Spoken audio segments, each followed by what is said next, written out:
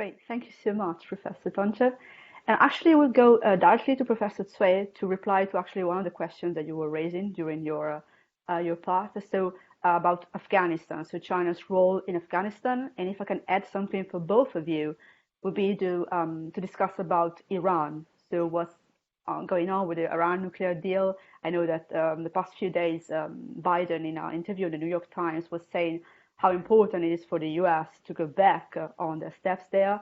And so I'm just asking to both of you, what do you think would be the stance from China and then the European Union ideas, European countries towards the Iranian nuclear deal? So first, like Afghanistan, and then if you can talk about also a bit of Iran. Yeah. Perfect. Thank you so much for Professor's presentation. And I'm so happy to find out so many commonalities between us, especially some judgment on the forthcoming situation because of the Mr. Biden and also some other. Regarding to the issue you raised about firstly Afghanistan. Regarding to the Afghanistan issue, very interesting. If we look at the evolution, is at the beginning, China played a role in Afghanistan to get some economic opportunity. Still, I have a very deep impression with the front page picture of the Times several years ago. It showed that with a guard of American soldiers in Afghanistan, and the Chinese workers are doing walking some infrastructure in Afghanistan. I got a very, very deep impression about it. And I think it also shows different roles of China and the United States at that time in Afghanistan. But now I think it has to be changed. I think firstly, China now, it looks like try to take some more responsibilities, not only for economic development and also some security and regional stability issue. So now I think that I'm not sure because according to my understanding that recently the NATO is discussing its the future in Afghanistan.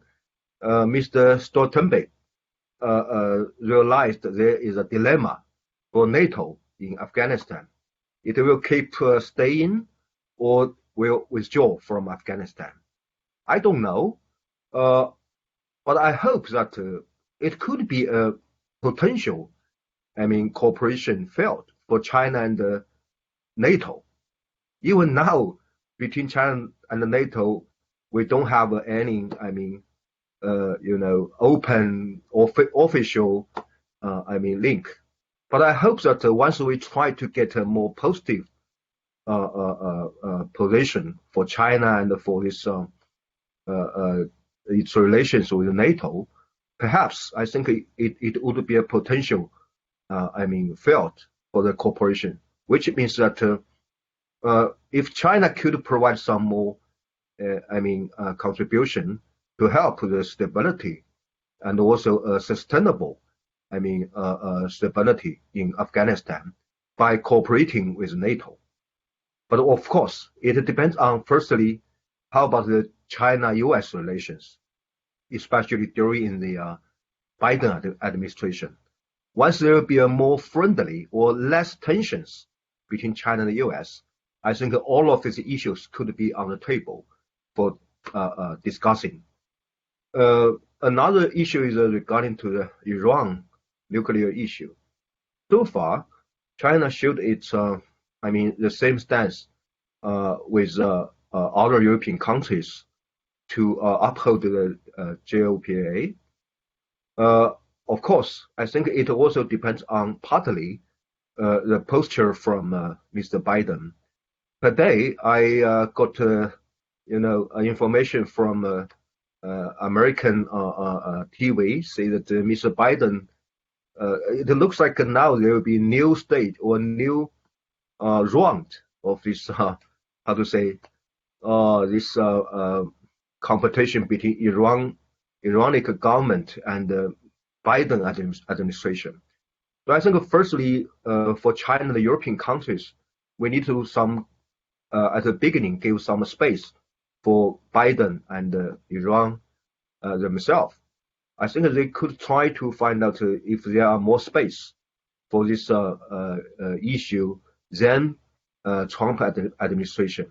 I think once there are some positive posture from Biden administration, firstly, towards Iran, for example, to suspend the sanctions imposed by Trump administration against Iran, perhaps it will create a more favorable environment for all of the stakeholders, including European countries and China, to be part of maybe a new negotiation on the basis of JOPOA. But I'm not sure. So I think that that would be another, big expectation from China and the European side on Biden administration. Because so far, I think that for China, the Iran nuclear issue, firstly, should be an issue between Iran and the United States. And finally, yes, I agree with you that you do have a very clear and comprehensive judgment on the trend and also the new situation. And also I agree with you that for China and Europe, we maybe in near future, no matter there is Mr. Biden or Mr. Trump, just for this bilateral relations, we do have maybe some more tensions in some field, like you mentioned, the political and human rights, but also it will give also more dynamic for China and Europe to cooperate in the field of the trade and economy. So it will give a challenge indeed. Firstly, for Chinese policy makers and also Chinese how to say the logic, because as you know that always for Chinese government, it's also try to give some more positive side to the public and also to the international community. But also at the same time, especially from European side, it will raise some more difficult issues and more, how to say, a tougher position on some issues. So I think now for China and Europe, maybe we should also try to, develop a kind of system how to manage differences. I think it's very, very urgent for both sides to say that, okay, how could we deal with this, just like the European Union mentioned, the rivalry in governance. How could we deal with this? If it's possible for us to have a, how to say, a contract-like agreement, say that from Chinese side, China has not any willingness to challenge the political system or the how to say, the ideology of Europe. And also as return, I think the European side also try to help China to believe that there will not be any willing from a European side to change the Chinese regime. So I think it will give a very, very important difference for Chinese understanding that Europe is different from Trump's administration. So I think it will give some more space for China and Europe to help, this mutual understanding and the mutual trust. So I think I should stop here. I'm waiting for the also the comments from a professor and some other audience. Okay, thanks. So Professor TONCHEV, would you like to add your own opinion on this? Yes. Yes, three very quick points. Thank you, Professor Tsui. Three very quick points. On Afghanistan, I understand the the difficulty of having NATO and China working together. You know, that's politically very difficult. And I would add yet another dimension. I really wonder how India would react if China got directly engaged in the settlement of the Afghanistan conflict. So these are real issues to be kept in mind. Not an easy equation. I'm not arguing that it's something that could be dealt with tomorrow early in the morning. Definitely not. On Iran, thanks, Martina, for this question. Again, you know, the EU is firmly committed to the Joint Comprehensive Plan of Action, JCPOA. It's really unfortunate that the United States walked out. Let's see whether it'll come back and on what terms, because it's difficult to, you know, to have pretty much the same terms of the deal between Iran and the international community. But I'm taking note of a very significant development over the past few months. There's this talk of of an Iran-China deal, which is being discussed, not yet concluded. There's talk of a large 25-year agreement between Iran and China worth $400 billion. It's a huge amount of money. I wonder whether we have some developments, and I'd be very curious to see what Professor Tsui thinks, whether this will go ahead now with Biden's administration and the prospects of a new deal between Iran and the international community.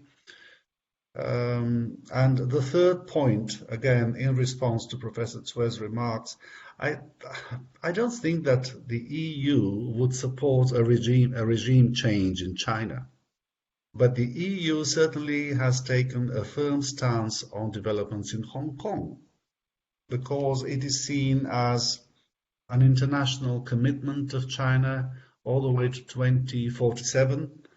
So any changes in the systemic complexion of Hong Kong are seen by Europeans and Americans as well as a breach of, you know, an international agreement. But I don't think that the EU would support any attempts at regime change in the PRC. I'll stop at this. Thanks very much. Okay. Anything you want to add, Professor Tsui, on this Iran-China deal? I don't have any other comment on it. I think that just like I mentioned, that firstly, it depends on how the Biden administration will do something, especially once there are more favorable environment. It will give space for China and Europe to have some more involvement in it. Okay, great. So now it's time for the questions. We have a few in the chat, and I know that none of you could actually have access to it and reading them. And I'm asking actually the full girls, since we're having like a real girl power conversation going on today. I will ask them to actually turn on the microphone at least and ask the question directly. So I think the first one will be Katerina, who would like to ask you something about the possibility of Biden pursuing a transatlantic policy approach towards China. But I'll let Katerina, turn on your microphone. Hello. First of all, thank you very much for your time. Yes, I have a question for both of the speakers regarding the possibility of Biden pursuing a transatlantic policy approach towards China. So with the new administration, we can only hope for an improvement in Sino-American relations. However, we can all agree that whether it's the Republican or the Democratic Party, there is a bipartisan consensus in the United States of China being a threat, the biggest challenge for the US hegemony. So I think it's inevitable for the United States to look at China through the prism of geopolitical competition. And although the European perception towards China has been increasingly negative, I wonder how realistic it is for the United States to see China as both a systematic rival as well as a partner. Thank you. I think, thanks very much for a very relevant question. And the question is easy. The answer is much more difficult, of course. But again, I mentioned in my presentation that the United States is likely to move closer to the EU definition of China as a partner, competitor, and systemic rival at the same time. Now, I know that our Chinese interlocutors are not happy with this definition, and Professor Cui more or less referred to the irritation which is caused in Beijing by the phrase systemic rival. I understand that. But I think this is more or less the answer to Katerina's question. I think that the United States will have to look at China as a big economic partner, it is, and a rival at the same time. Mind you, we have very many newly coined terms like frenemies, for example, friends and enemies at the same time. It is not unusual and it is not unthinkable that in the complex 21st century, we will have very many cases of relations like that, amicable and contentious at the same time. Thank you. Thank you. Yes, I agree with Professor's answer. But now, if we take the comparison with so-called the Cold War period in history, I mean, the current situation is more complicated than before because of a globalized, economic distribution and the industry.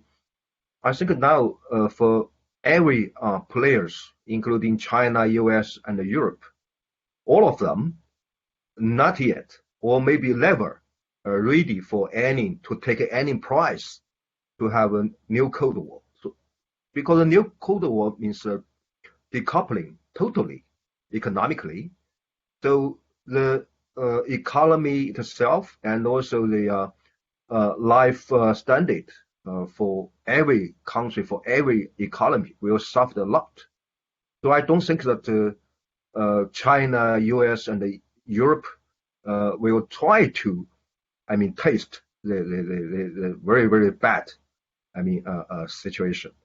So I agree with Professor that still, perhaps we have to take maybe wiser or maybe how to say high quality or high intelligent wisdom to deal with this complicated situation is perhaps we have more confrontation even politically, but at the same time, we have to live in a closer and closer economic cooperation. So I think that's also a very big challenge to the human being, to the international community. So I think it's very necessary for China, Europe, and the US is how could we, yes, we will try to insist our own system and to try to, implement our own policies.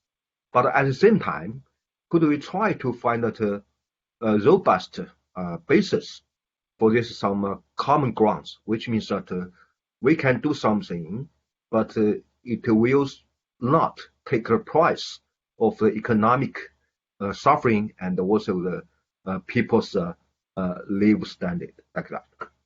Okay, thank you.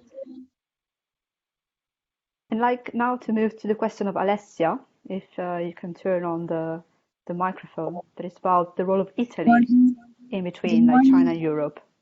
Good afternoon to everyone. Can you hear me properly? Yep. Go ahead. Sorry, Martina, to interrupt you. notice. And good morning and good afternoon to everyone. Thank you, professors, to both of you for your excellent presentations, casting some light on the future of EU-China's relations. I would like to hear your opinion about the role of Italy in China's strategy towards Europe.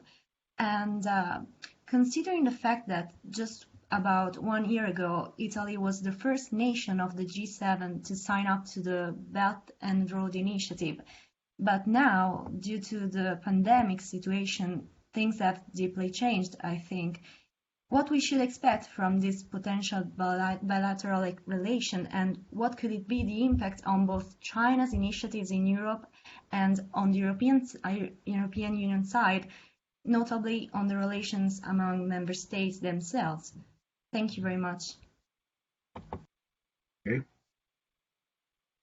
So may I have the first 10? Okay.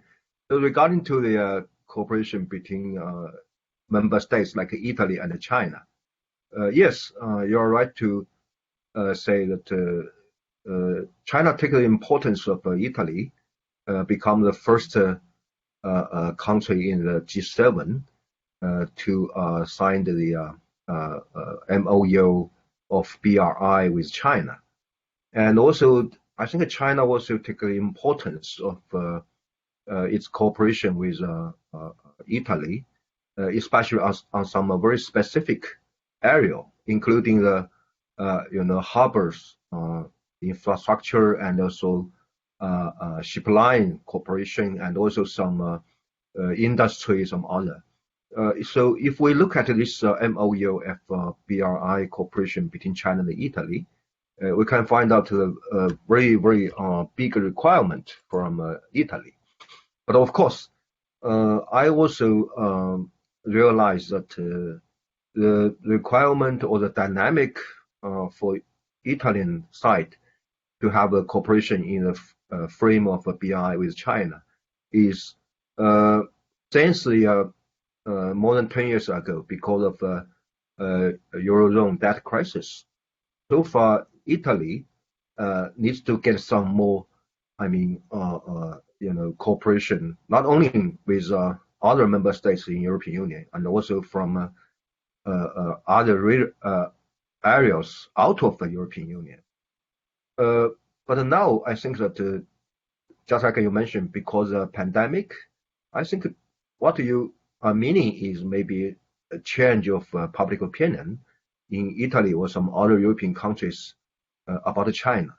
And also, recently, I think there will be some other uncertainties, just like Professor TONCHEV mentioned that the NATO's maybe in future involvement in some member states' economy, just like a recent report of experts to NATO mentioned that NATO should be more involved into some so-called critical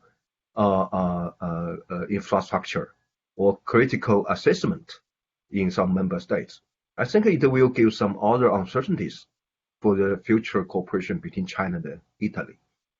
So I think from China's perspective, of course, China will try to keep its promise in this cooperation with Italy in this MOU, but also China needs to take consideration of some new change, not only because of the pandemic, and also not only because of NATO's involvement in economy, and perhaps also how could European Union to get some more economic cooperation from United States. Certainly, I think that once there will be a closer cooperation between EU and the US, but I don't think it will be how to say a total opponent for EU's cooperation with China. So still, I think that opportunity and the space is still there, but I think China also need to wait for sane what will happen, especially from the Italian side and from the European side. Thank you. If I may step in and address this question, may I? Sure, go on. Right. On Italy's BRI MOU signed in the spring of 2019, yes, it caused quite a stir back then. We remember all the heated debates. Let me tell you that a month after that, I was in Beijing delivering a series of lectures. And of course, it was one of the hot topics. A lot of Chinese interlocutors asked me about Italy's BRI MOU. And I kept telling them, listen, you have to get rid of a flawed assumption. Because you have a stable government in China, you tend to assume that if you sign an MOU with a European government, this MOU will remain set in stone. No, in our system, governments change, and then policies change as well. An MOU is not an end in itself. It's a letter of intent, not much more than that. And this is exactly what happened in Italy. If you remember back then, in the spring of 2019, there was a different government. It was Salvini and the 5 Stelle movement in government, right? Things have changed now. Now you've got the PD, the Democratic Party, Salvini's out, and then there's a new reality, including a new geopolitical reality, which is why Luigi Di Maio has changed his position quite a bit. Italy's position has changed altogether. And the BRI MOU does not have the value it used to be as it was seen back in the spring of 2019. It turned out that, in fact, NATO matters quite a bit. US pressure has made a difference. Domestic politics is a factor to be taken into account by Chinese decision makers and analysts. And Italy, I think, is a case in point. Thank you. Thank you. Yeah, indeed. The entire audience is basically of Italian, so they know pretty well what's going on and like the changes in government that we are having and the change of like stance towards China because we have more like domestic problems to deal with. I will move now towards more on a climate topic with Carlotta. Hi, good afternoon and good evening, everyone. Can you hear me? Yes, perfect. Go ahead. Oh, okay, awesome. Thank you.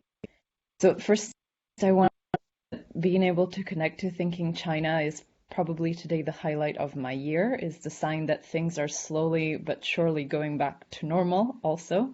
So I wanted to thank Professor Cui and Professor TONCHEV for their contributions, of course, to today's debate, but also Martina for having put everything together and having opened this new season, which I'm about. My question today is for Professor in particular, because I was the one mentioning the second Belt and Road Forum from April 2019. And he referred back to the joint statement of the ministers of the BRI, mentioning green, clean, high quality cooperation. Unfortunately, that document was very aptly designed to never put together the two terms green and BRI, at least not in the same sentence. So cooperation can be green, can be high quality, can be of low carbon, what have you, but the BRI is not.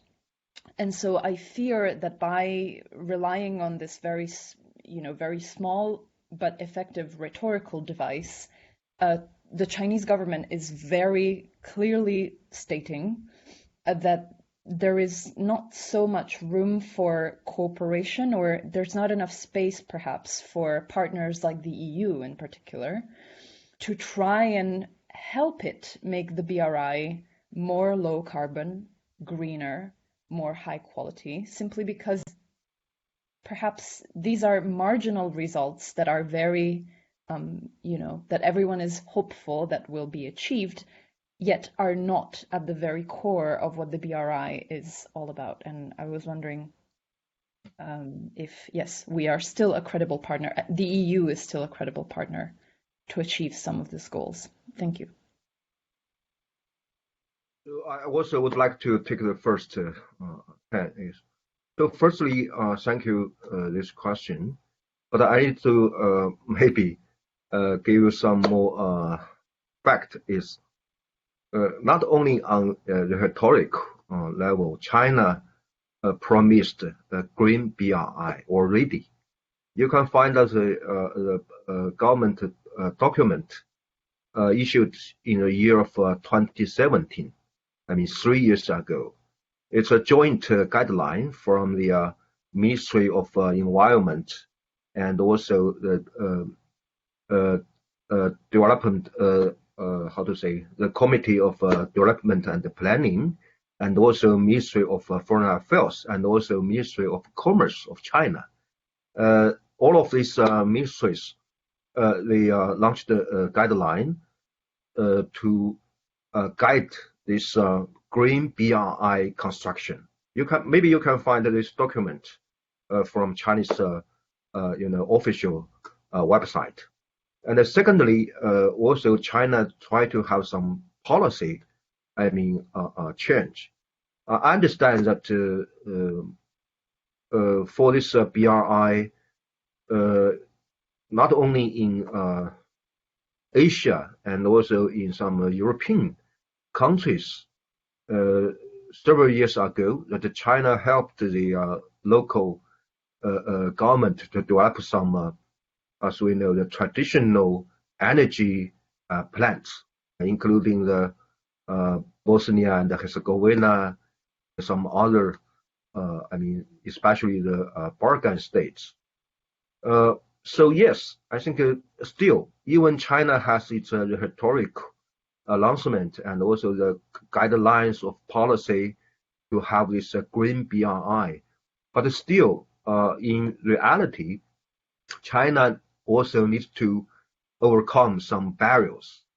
For example, that for this traditional energy sectors, how could the Chinese government to deal with this issue is once we have a more and more or higher and higher goal of a green economy, so how could the Chinese government deal with outcomes of some traditional, energy sectors, some plants, especially maybe employment issue in domestic policy, and also for its cooperation in other BRI, in other countries within BRI frame. I think also China needs to give a clear roadmap to the Europe countries, to other countries, say that, okay, we finish this traditional energy cooperation, and then we should try to transfer to the green energy cooperation. I think it's necessary for China to have a clear roadmap for that. Okay. Yes. Thanks very much again for this question, which happens to relate directly to a project I'm now involved in, financed by the European Climate Foundation.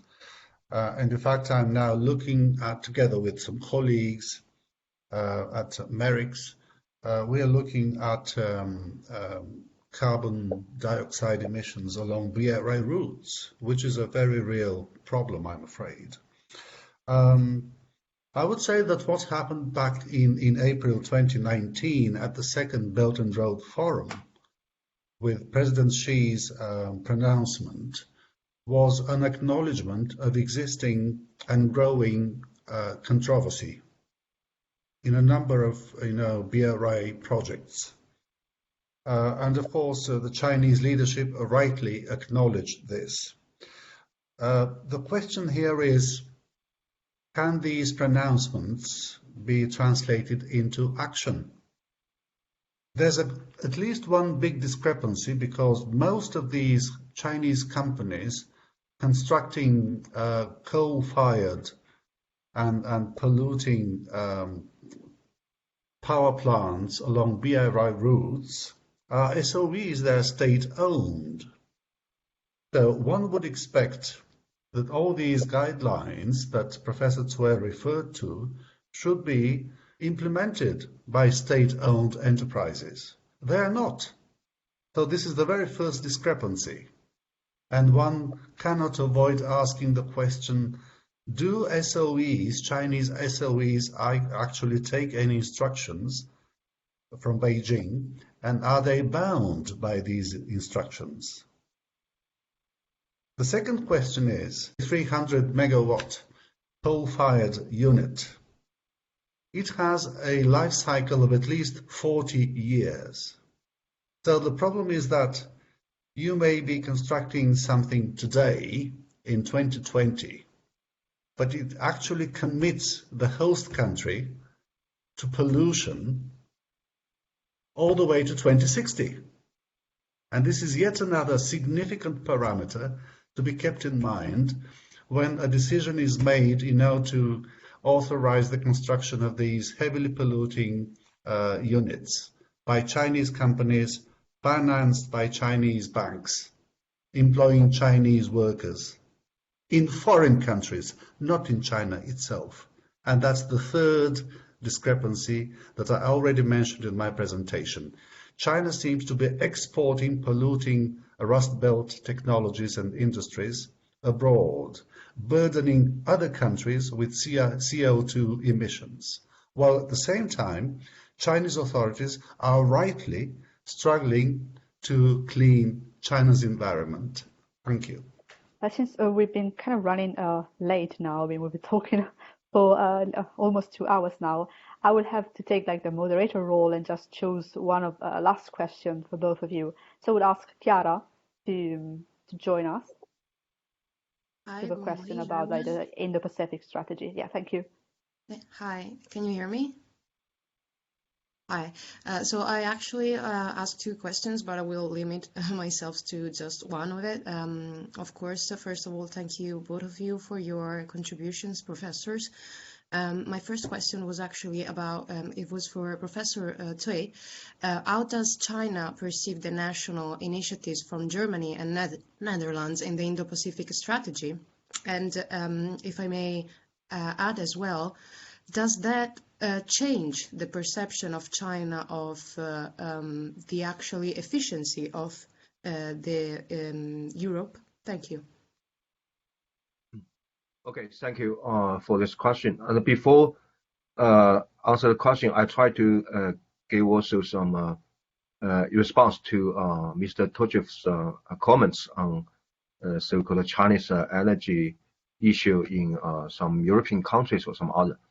I think, yes, I agree with you that for Chinese companies, they need to get some more, especially, order from the government to change the, how to say, the energy or this coal-fired cooperation with some countries. I agree with you. But now the question, I think the real question is, how could China and the EU, we can cooperate to help those countries to develop their energy? I think that's a real question.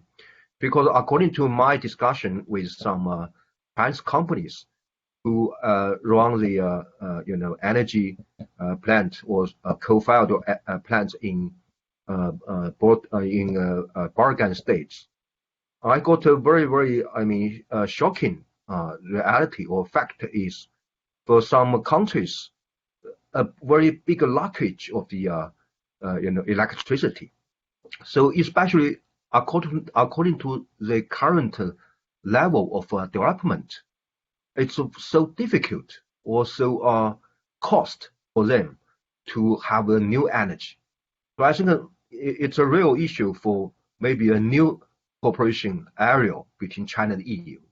So I think on this issue, maybe we should try to change the compliance each other to a kind of a more cooperative posture.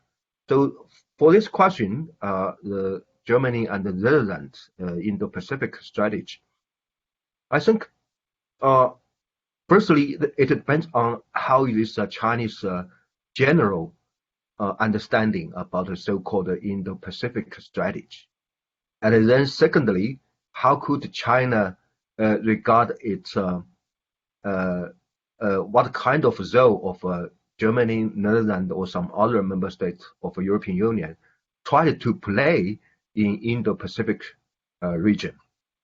I think so far, if we understand the history of the so-called Indo-Pacific strategy, we can find out it has been, changed a lot.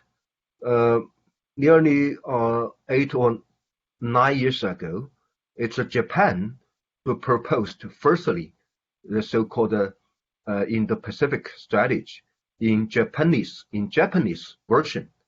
At that time, I think the Japanese consideration or purpose is try to have a more maybe a balancing role with China in this region economically, because as we know at that time, China overtook the Japan become the second biggest economy regarding to GDP in the world. I think firstly it's a kind of a response from Japan, try to explore some more markets in India, in Australia, and some other, and try to balance the economic influence from China. At that time, I don't think China takes so big importance of this Japanese version strategy.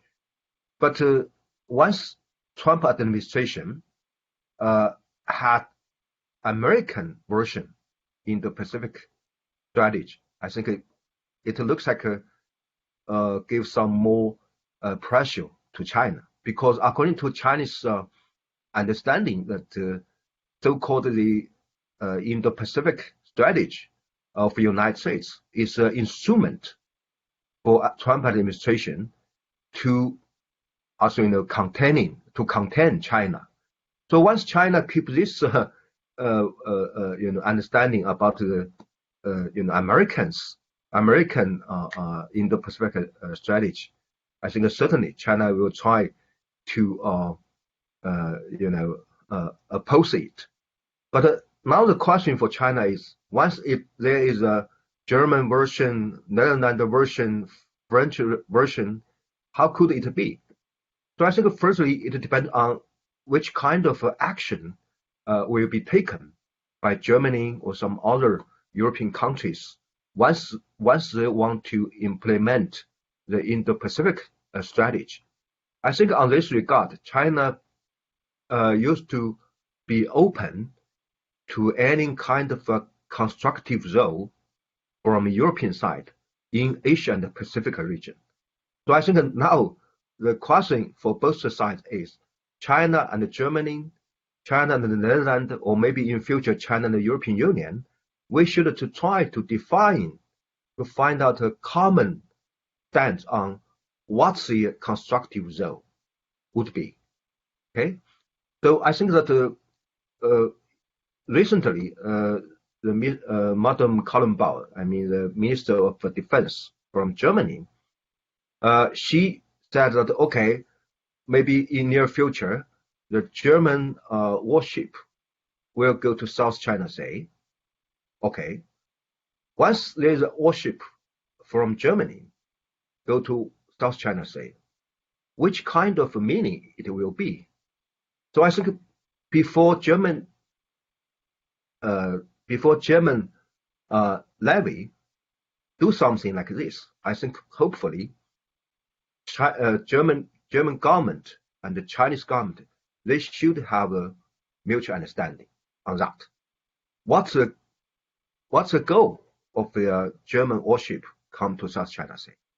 Okay, just like the same question is, once Chinese warship go to Mediterranean Sea, go to the Baltic Sea, I think before that, China should also convince European countries that I have no willing to intervention or to interfere regional affairs.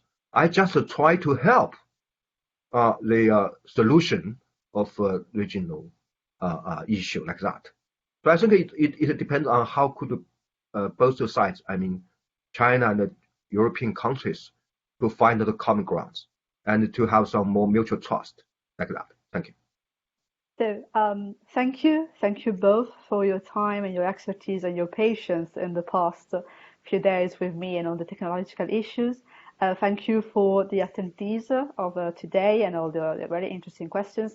I guess we've been covering a lot of different aspects of Sino-European relations, and looking forward to see the next steps, what's going on with once Biden will take his position in Washington, and also the next few months here there in Europe, because I'm not in Europe. Thank you again for everything, and I'll make sure then to upload the edited video on our platforms in the next few days, so that everybody could actually have access to this very, very interesting conversation. Again, thank you all, and good night for those in China, like Professor Tsui and me, and have a nice day there in Europe. Thank you very much. Thank you. Thank you. Thank you, Goodbye. Professor. Thank you. Great pleasure. Thank you. Both. Yes, me too. Thank you.